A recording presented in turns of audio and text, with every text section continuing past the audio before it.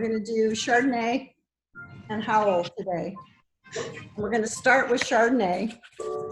Please. Okay, you got to put it off that. I found multiple results.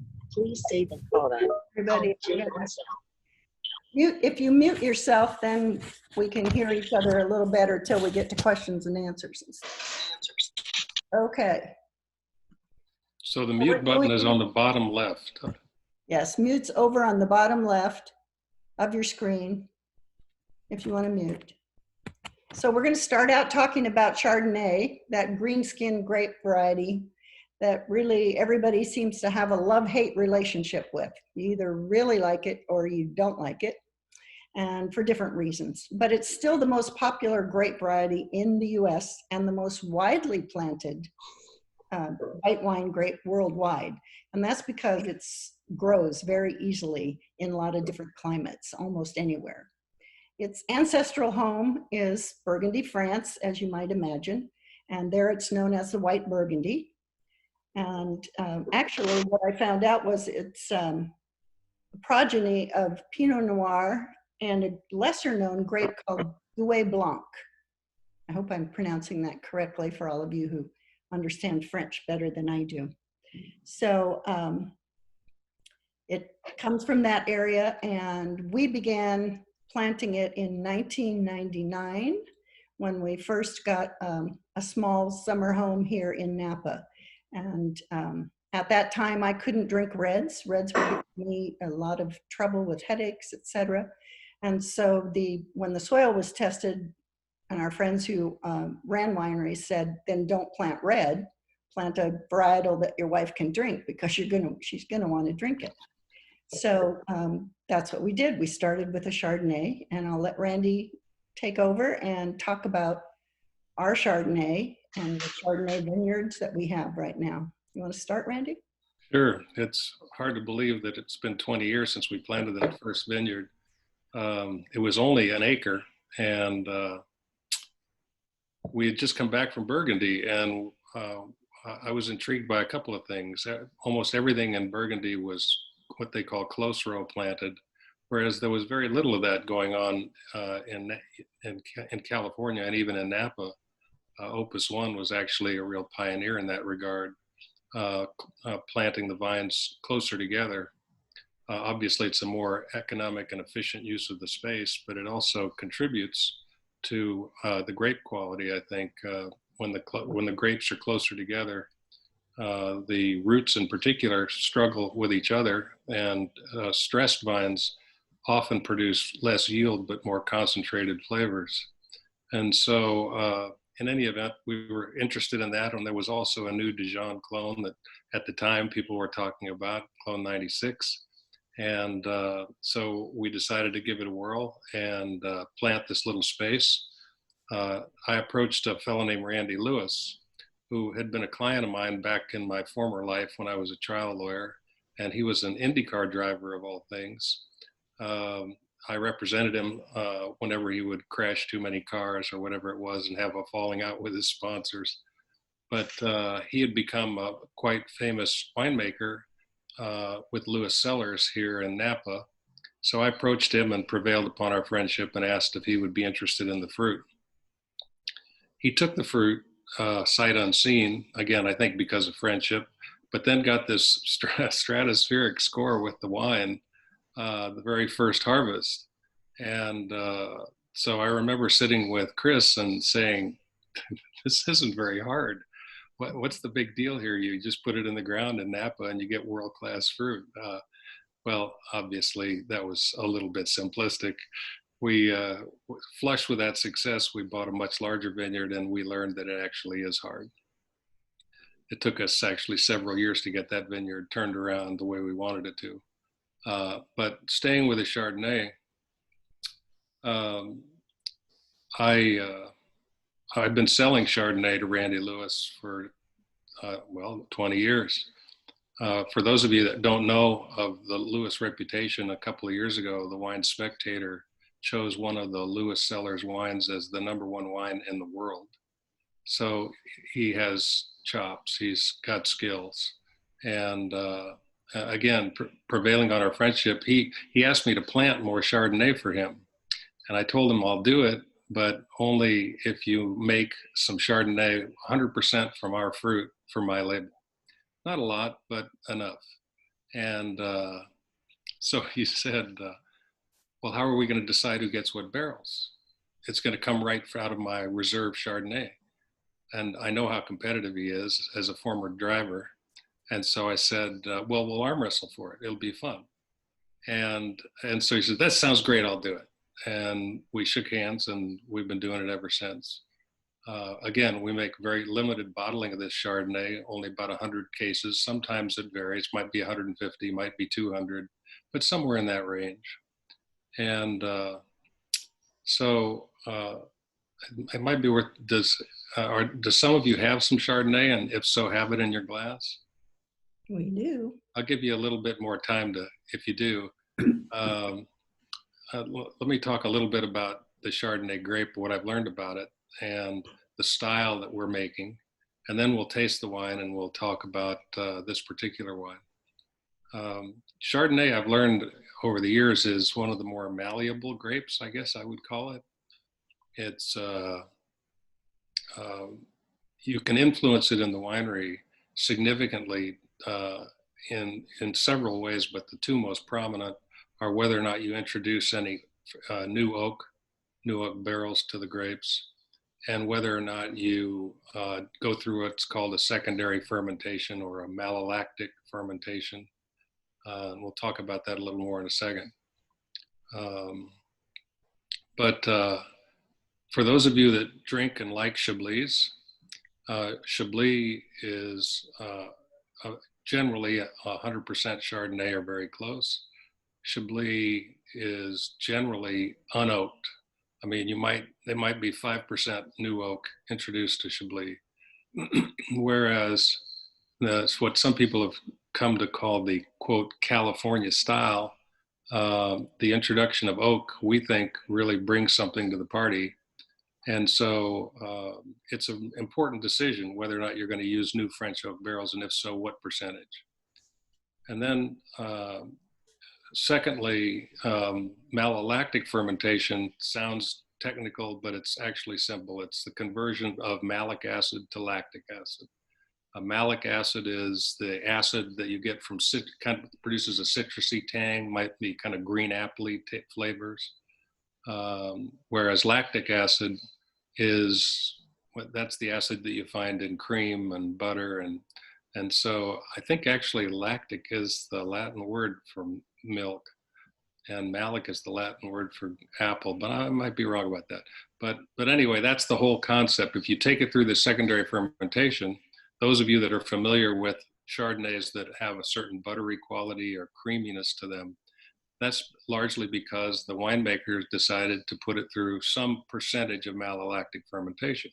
And you can do 50%, you can do 100%, whatever you want, depending on how many barrels of wine you have.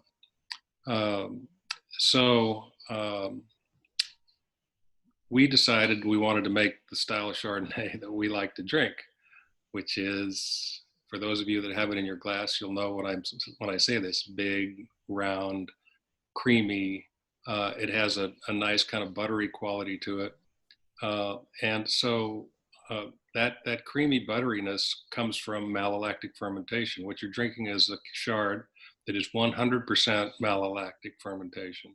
So that's pedal to the floor. With respect to the oak, that for again, those of you that are tasting it, that kind of that the initial flavors, the fruit flavors you're getting are of course coming from the fruit. But when you get to that finish, and there's a very long finish on this wine, you'll get a kind of a creme brulee kind of a flavor, almost to me, it's kind of a toffee flavor. That's not the fruit. That's the barrels that's bringing that to the party. And so again, what we're making is 100% ML, 75% new French oak, and those are just very large commitments to Chardonnay. One of the things that we emphasize the most with all of our wines is balance. That's, if there's a single mantra for me, that's it, balance. And we've all tasted some of those Chardonnays that are over oaked. They taste like wood chips. We've all tasted those Chardonnays that are over buttered. They taste like butterscotch drops to me. I won't name drop here, but you all know who I'm thinking of probably. And that's not what we want to do. So if you're going to do 75% new oak, 100% malolactic fermentation, but you want a balanced Chardonnay, you need big, good fruit that'll stand up to that kind of treatment and not overwhelm you with those qualities. And you can be the judge, but whether or not we hit it. But that's what we're going for. This 2018 Chardonnay was actually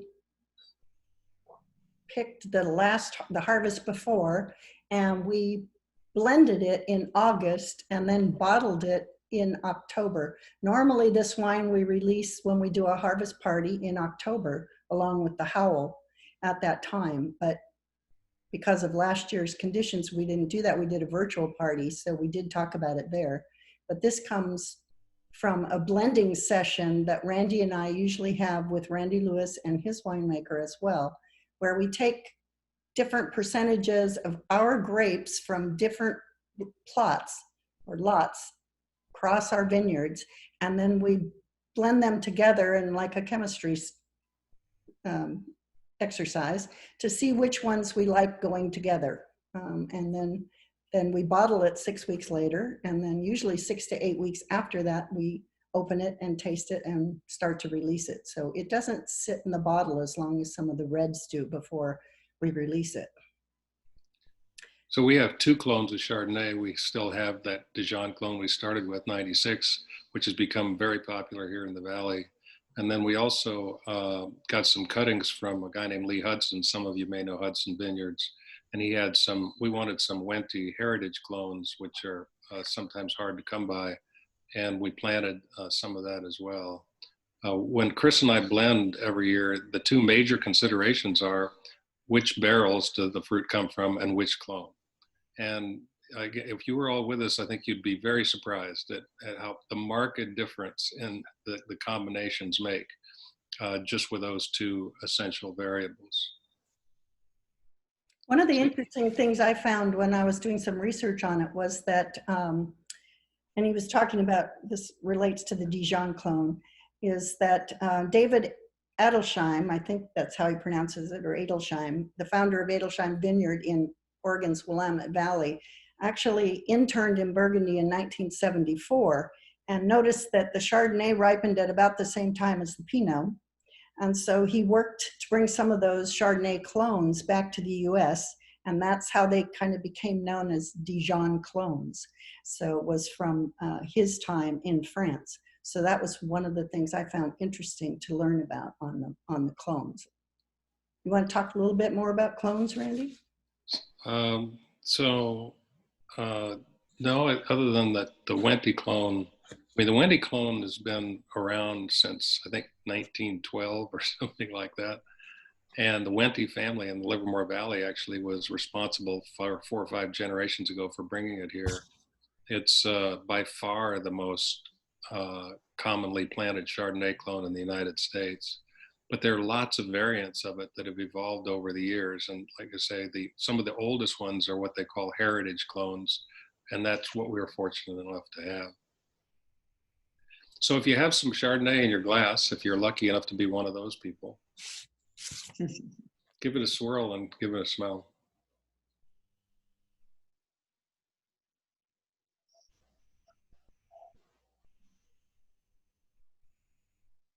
So I don't know if some of you are unmuted, but I'll start. To me, one of the things I love about this wine, and I do love this wine, is the tropical notes that I get from the nose. A lot of Chardonnays are very citrusy to me on the nose. That's not this one. To me, I'm not saying it's pina colada, but it's got really nice tropical notes. I get some lime. I'd call it lime zest, maybe. I get pineapple. I get tropical. It's interesting to me when you contrast it with then when you taste it. For me, on the palate, I get quite different fruit flavors.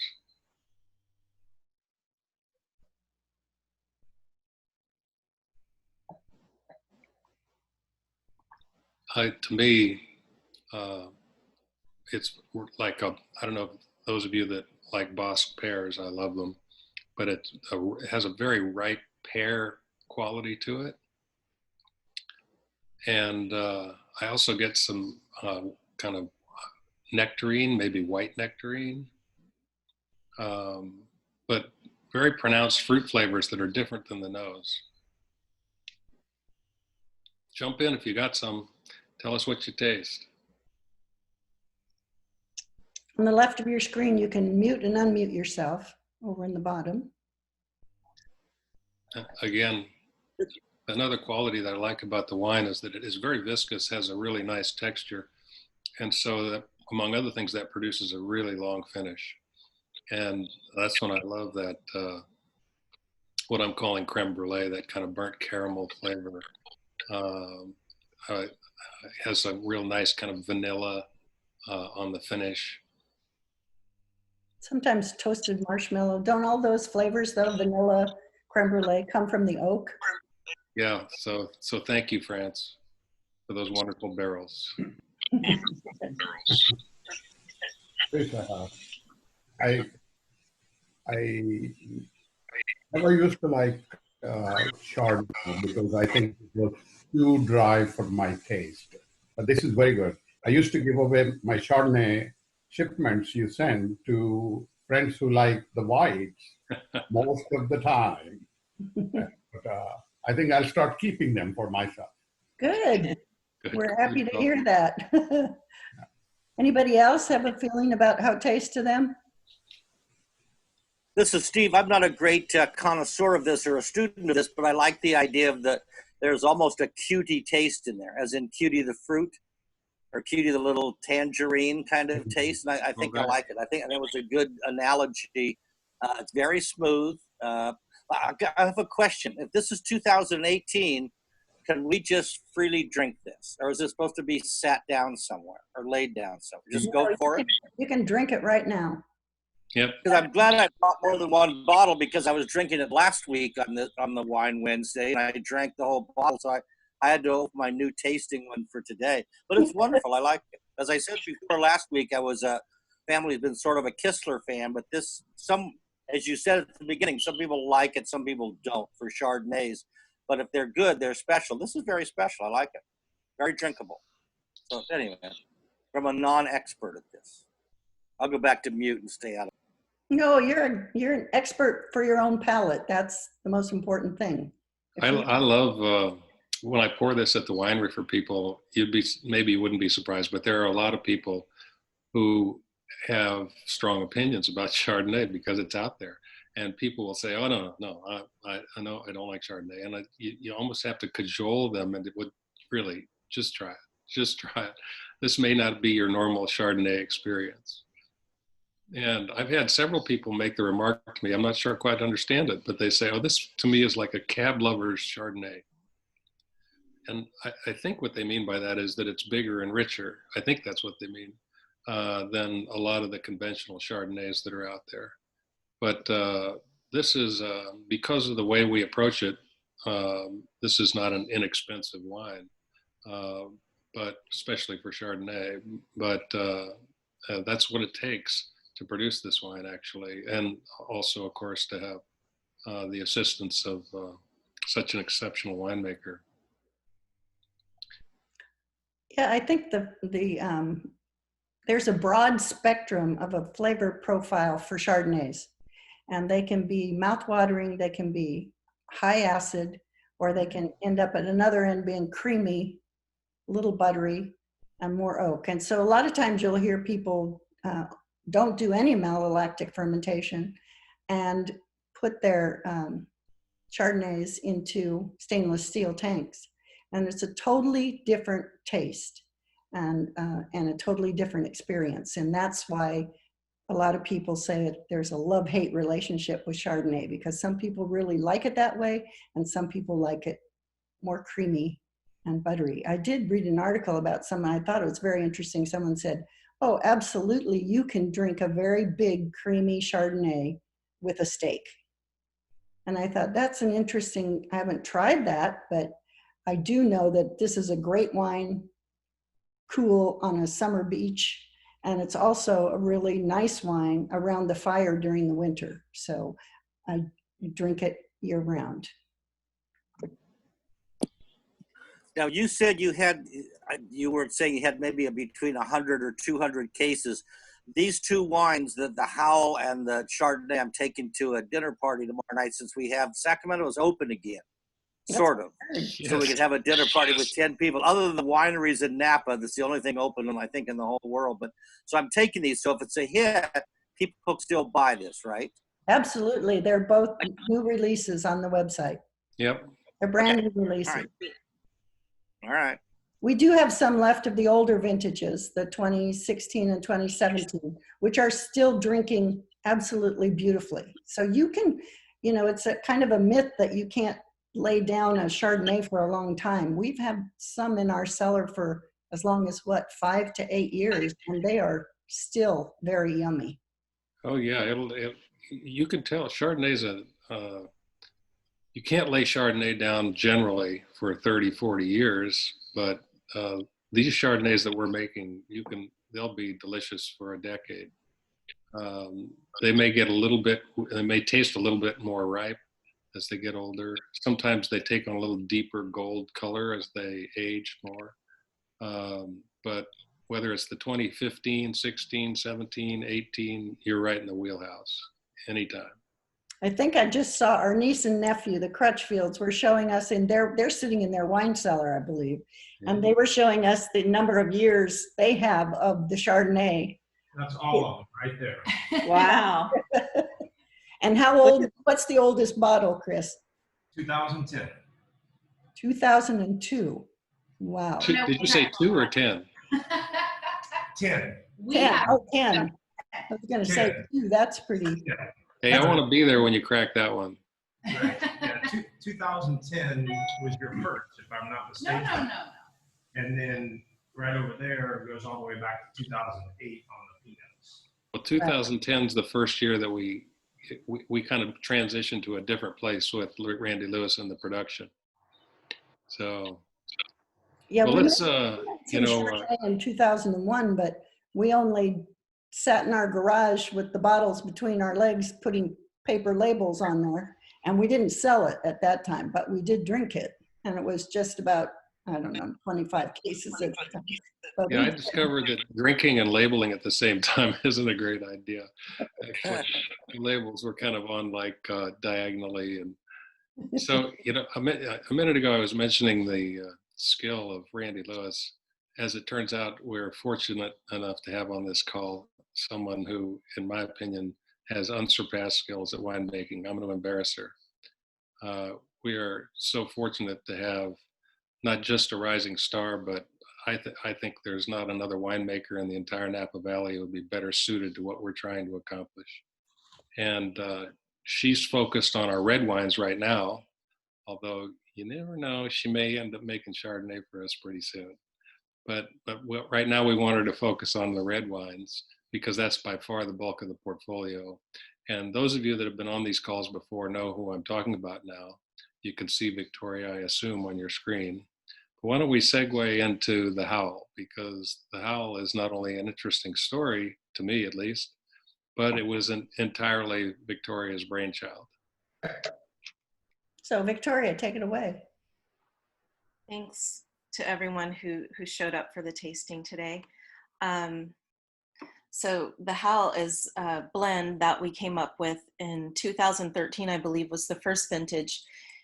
And it came about because we had fruit that we were selling and a portion of it lagged behind in maturity. So the purchaser of that fruit didn't want it for that vintage, or I don't think going forward actually, or I can't remember if we ended up just keeping it, but he offered it back to us and it was such a small amount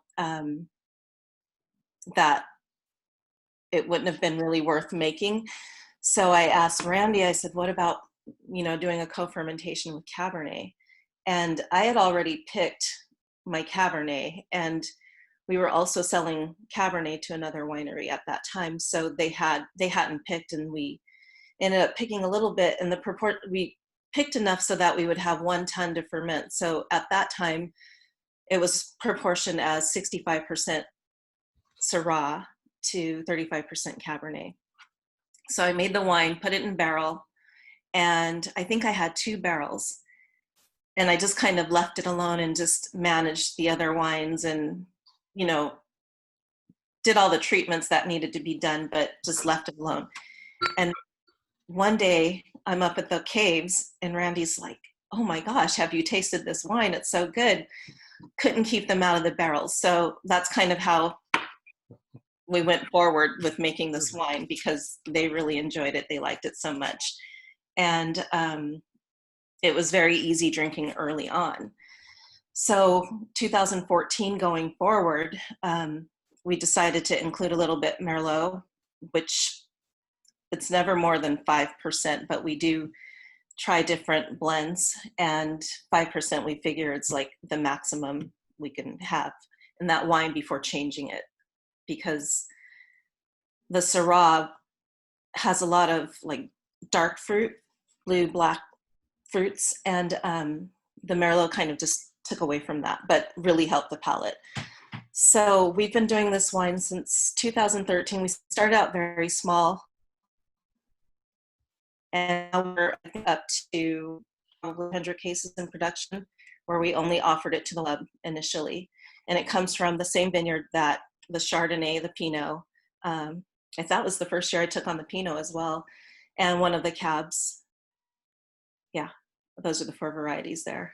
Yeah, literally the grapes are right across the road from each other, right across a driveway in the vineyard. So you've got Syrah on one side and Cab on the other. And those were the ones that she blended together and we fell in love with. So we ended up calling it Howl, as you saw the bottle label, which our son designed as well, our younger son. And we gave it that name because it's quite a myth that wolves howl at the moon. They really don't howl at the moon. They howl to communicate with each other. So what we consider this is a communication of those varietals that are in the bottle. And the 16 has 65% Syrah, 30% Cab Sauv, and 5% Merlot for the 16. So each year that blend can change a little. So you have to kind of go with the flow, and we blend it every year and have fun doing that. That's one of the best times for me, for Victoria to do some training on my palate. So I thoroughly enjoy the blendings that we do together. So, but I know what I like. So I always, fortunately, I'm getting closer to Victoria's palate, which is really nice. So Randy gets left in the dust a lot of times for the pick, which is kind of funny, but. He's catching on. He's catching on. Yeah, there are a lot of 2-to-1 votes, and yes. So also with this wine, when we do blend, it's really interesting because I'll go back and I'll do the first blend we ever made, and like I recognize that as like the first Howl, but I feel like with the Merlot, and then also we've been incorporating before. I think we were just only in neutral barrels just because it was a wine we didn't know with what we were going to do. And so now we're probably between 40 and 50% new French oak on this wine.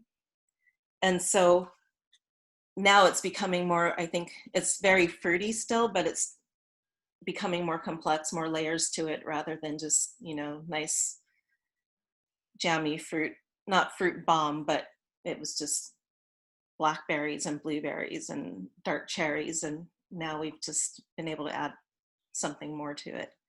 Do you have a we have favorite barrel? Sorry, Randy. I was just going to say we have a lot of people who become fans of one or more of our wines, but the Howl followers are, I mean, we got some rabid Howl followers, people who that's just what they want to drink, and almost doesn't matter what food they're pairing it with. I don't know, is Lynn on here, for example? Yeah, she's on here. I think She was on here. she would definitely qualify as a big Howl fan. She did a Howl tasting with her children, socially distanced, in and out of her garage during this time, and that's all they drank was the Howl. So Victoria, you mentioned co-fermentation. Maybe I should explain that. So that's when we did a field blend. We picked Cabernet Sauvignon and Syrah and put them into the same vat to ferment. Rather than, so going forward, I think it's from 2014 is when we decided we would make this wine. So the Syrah and the Cab don't really ripen at the same time. And so that Cab that I picked in 2013 was more ripe than what I would typically pick. But I picked it with the Syrah for the fermentation. And so basically that's what that is when they're coexisting in a tank fermenting together. And so now going forward from 2014, we harvest them individually and go back and blend at the beginning of the year. So we let them get through the fermentations on their own, which is nice to see what the Syrahs, we have 2 different clones, 877 and Albin. Albin, yeah, from Paso Robles area. I think that's his vineyard down there. That's where we got the clone from. So it's nice to see how those 2 varieties differ on their own. The Albin to be more peppery, I think. Maybe olives, black olives, pepper, still the dark fruit, but the 877 is very like blueberries and blackberries to me. So it's nice to see what they do on their own before blending them back together.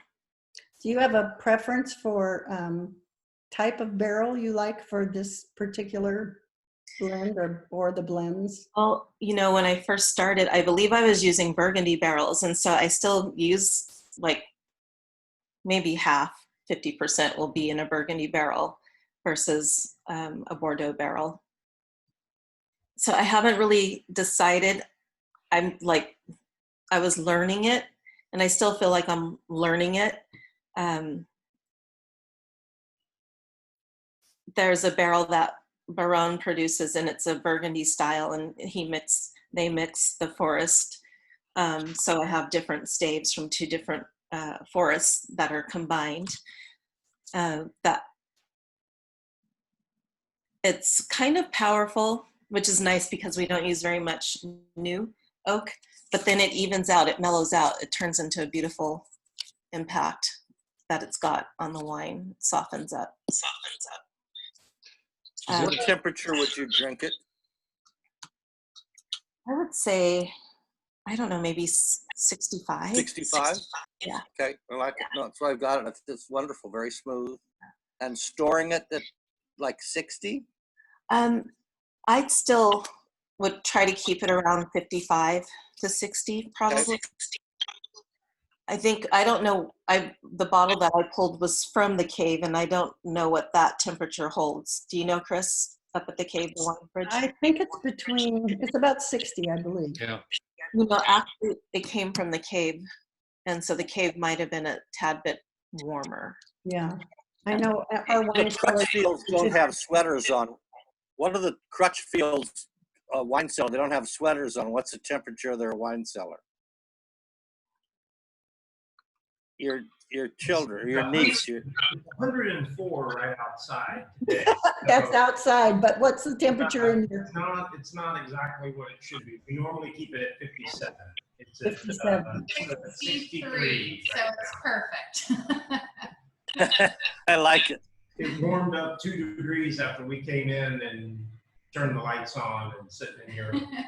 So it was at 61, but yeah, we like to keep it at 57. Okay, cool. Is anyone drinking Howl by chance? Am I the only one? Yeah, No, there's at least more drinking. It's wonderful. 2 more. I think this may be my favorite so far. I don't know.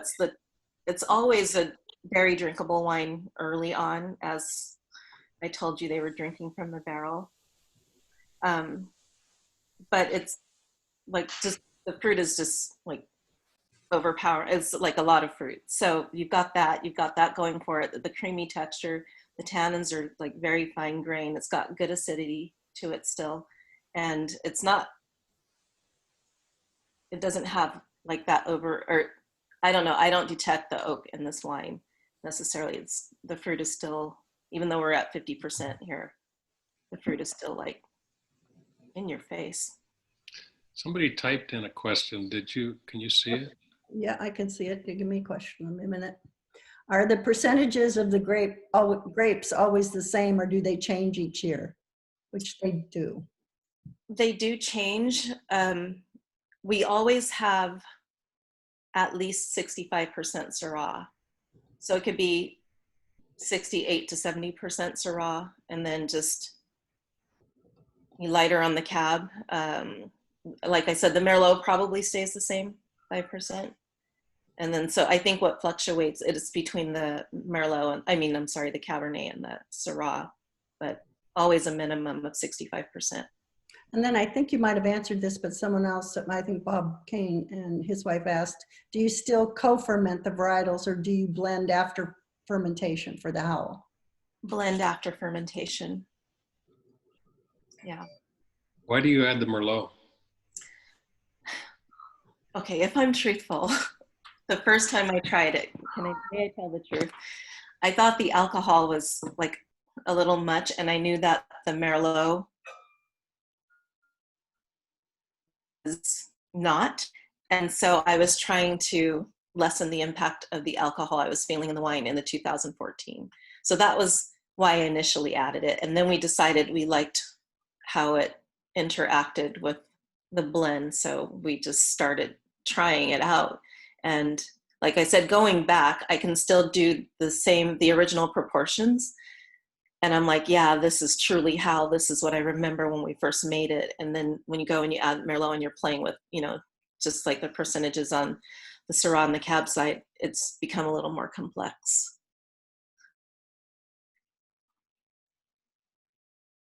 Any other questions? Anybody are you enjoying it? Obviously, you're drinking it. Yeah. It's wonderful. It's very smooth, and it's very, not knowing the right words, it almost is a little wonderfully simplistic. Yeah. Is that possible? I think it's very easy for me. Yes, that's a good word. Someone said, like, it's very giving, and I forget what they called it. I don't know if they called it slutty, or it's not like a positive word, but that's what they were. It's very giving. Easy. Victoria, what would be the right temperature for this? I would say around 65 degrees. And I think, like I said, it was a little warmer in the cave today. And by the time I drove home, and it warmed up quite a bit. So maybe between 60 and 65, I think. I could have it a little chilled. I'll try it. And what's your favorite food pairing with it? Well, I've got foie gras mousse in the fridge, so I'm going to try it with that. I think it would go really well with that. Do you think, what about a piece of fish, like a swordfish or something, not a light fish? I think swordfish. Chris and Randy. Yeah, that's nice and dense. I think it would pair well with that, Sonia. Yeah, it's not gonna overwhelm any food choice, I don't think. You probably wouldn't have it with sole or something like that, some real super delicate whitefish. But one of the nice things about it is that it covers pretty much the curve of food choices. You could drink it with a steak, and you could drink it with swordfish.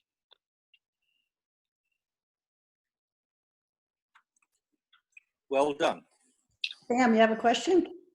No, just a comment. I'm having a couple of young ducks. They're in their late 20s over for dinner. They're Oregon ducks, and for a little birthday dinner, and a couple other friends. And I'm going to be serving your Chardonnay and the Howl. There you go. Your wine tasting has inspired. So Pam. Yeah. I want you to work on this. That's- She's- They'll know. She All got the it. ducks will know. No, I don't know. Go Ducks. go Ducks. Okay, and that's Delta Gamma. So if you need that one on reserve, if you know any. That's pretty good. So Chris and Okay. Lori, I heard you got out for Yeah. your first date night and went to, looked like it was Morton's in Sacramento. It Yes, was. Morton's was open for the first night. Was that Friday night? Friday night. This last Friday night. So we just went for it. So what did you pull out of the locker? Well, your son, Michael, will like this. Your son brought a well-aged bottle of Opus for us to enjoy. Okay. Yes, it was good. Can't argue with that choice. Yeah, lots of space between all the tables. They opened up everything. So there was a table between all the groups. They were maybe at half capacity and we felt safe and the food was great. Waiters wearing masks? Yeah. Yeah, yeah, they were working hard because they were moving around and it was a little bit warm, and so you could tell that it certainly wasn't their favorite thing to do, but they were persevering and definitely earning their tips that night. Yeah. They must be happy to be back to work. I think everybody is now feeling like they want to get a little bit more work under their belt. Yes. Chris, when do you think you are going to open the caves for tasting? Well, we originally thought it might be June 1, but that's coming up next week. And our governor has not yet allowed nail salons or wineries or gyms. Is he opening gyms yet? So he's just opened hair salons. So everybody will be crammed into getting their hair cut in this week or so, cut and colored and back to, I know. Back to, oh my goodness. Never seen dark hair before. Yeah. Weird. My wife is asking me to arrange a Napa trip for my sister-in-law's birthday in September. So I'm trying to do that, and it's like Good. We should have, the winery should be finished with the construction by then, and we'd love to host you. That would be wonderful. We might even be able to get you up to Atlas Peak and see our house and the vineyards up here. Bless you. I know, twice. Pam, Chris, will you be posting on your website when you're allowed to open up so that we'll have a knowledge of when we can yes, come? yes, we will. Good, We'll put that as a banner across the top. We're back in business. good. I think it's going to be a little different, though. I think we're going to be starting off tasting outside. People will still have to be socially distanced. Napa County's still asking people to wear masks. So it's a little trickier.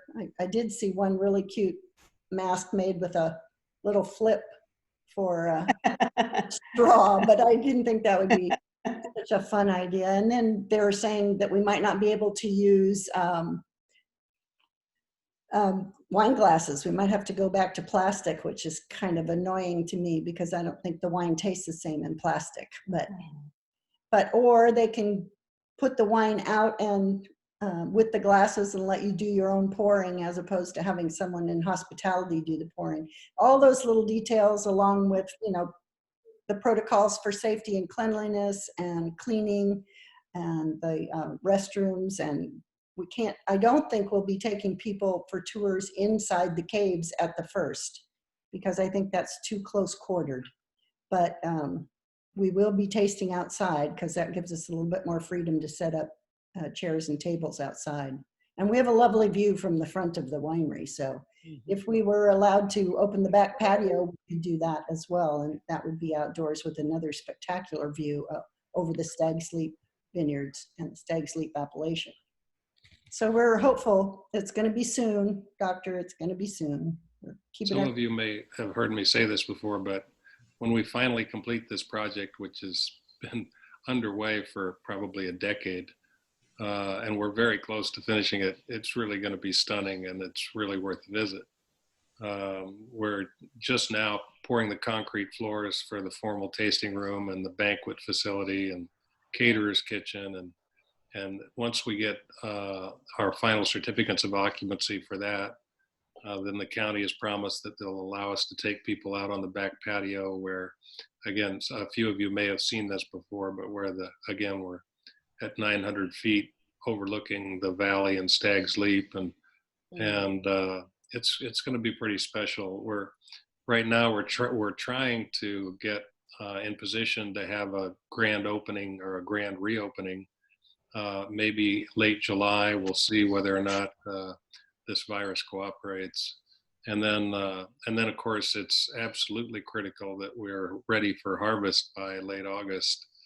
And the construction crew understand this very, very, very clearly. Yeah. And I don't think the wine tastes the same with the straw. Yeah, you got that right. So what's next week? Next week, we're going to taste the 2015 Atlas Peak Cabernet. Not 16. Wow. Nope, the 2015.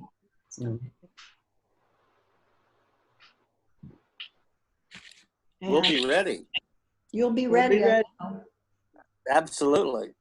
I'll be out of Howl, so I'll be looking for more of that, and we'll try the Cabernet. So the Howl is wonderful. I've never had it before, and I'm a fan after a week.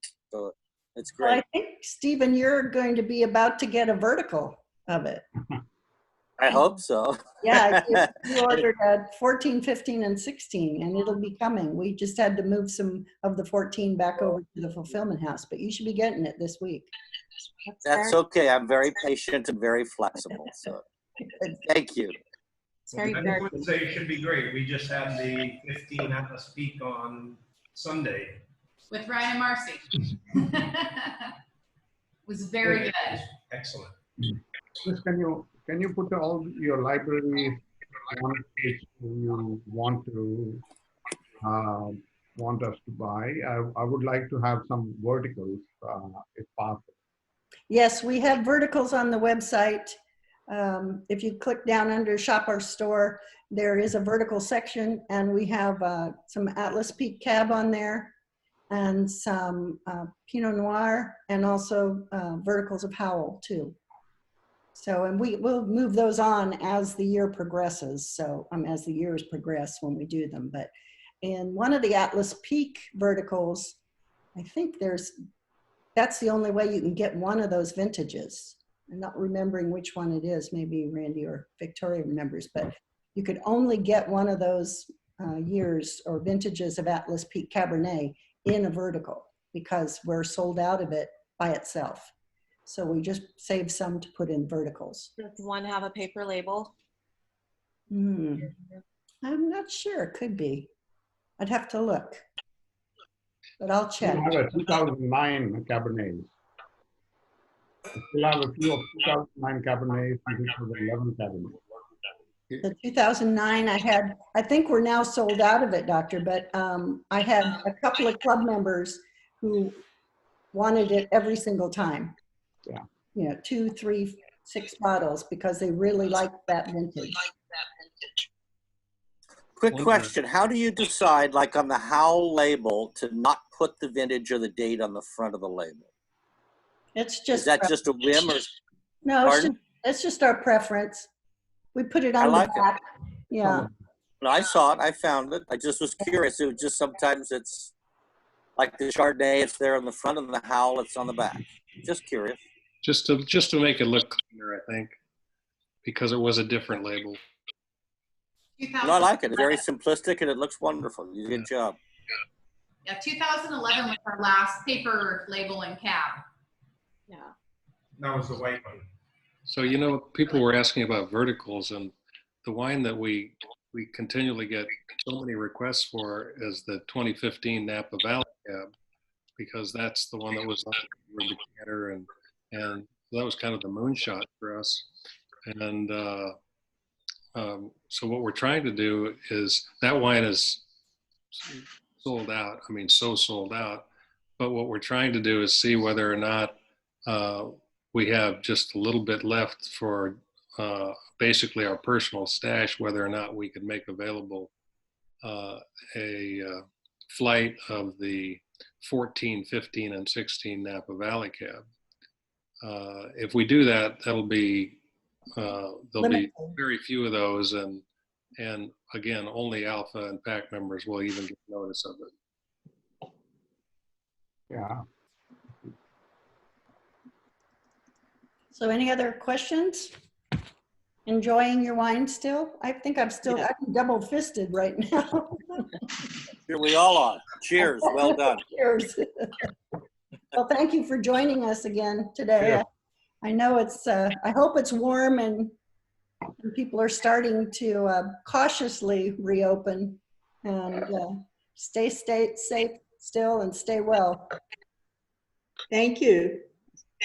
Thank you. Enjoyed getting together with you all. Thank Chris, you. good to see you. Good to see Exactly. you, John. Thanks, everybody. Thanks for the time. Joining us. Thank you for joining us. Good to see you all. Thank you, Victoria. Thank you, Chris and Randy and Victoria. Bye, Thank John. you. We're happy to do it. We're having a great time with it. So we'll see Yeah. where we go from here after next week with the 2015 Atlas Peak. Take a Okay. note. Pre-release the 16 Atlas. Okay. Bye now. Bye. Bye.